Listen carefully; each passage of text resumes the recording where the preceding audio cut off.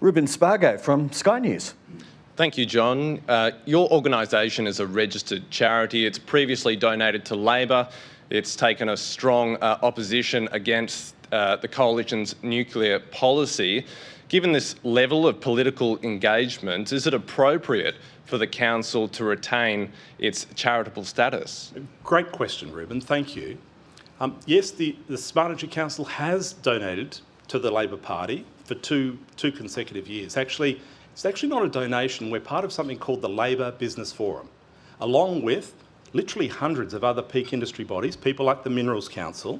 Now, technically, that is a membership fee. It's not a donation, and it is not disclosable. However, as an organisation, we've chosen to disclose that to be on the AEC Transparency Register to actually demonstrate our commitment to openness and transparency. It's also worth noting that in the past we've donated money to the New South Wales Liberal Party. When it comes to our charity status, we are abided by the rules of the ACNC. They're the federal government agency that controls this sector.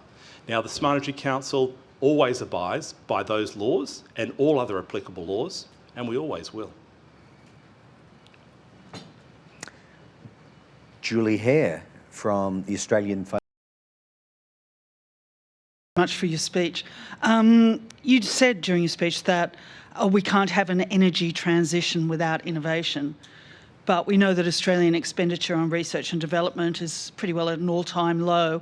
It's just 1.66% of GDP and has effectively halved since 2008.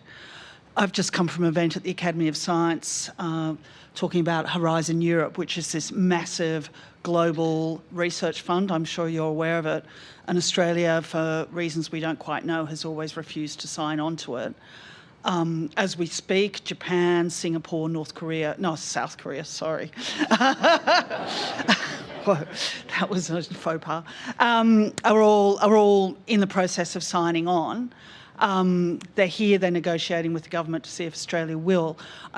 The things that they were talking about this morning, that signing on to that fund can help Australian researchers, is not just in money, but in that kind of collaboration and enormous talent in areas such as green metals, which you already mentioned, low carbon liquid fuels, and green energy manufacturing.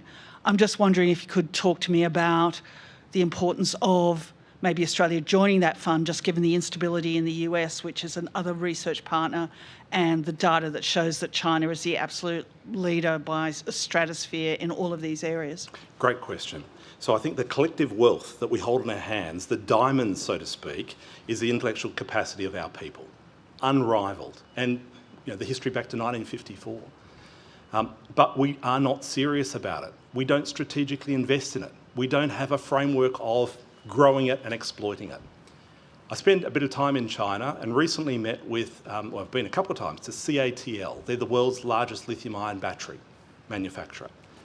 Do you know, they have, in their research and development area, 21,000 engineers, 2,500 PhDs.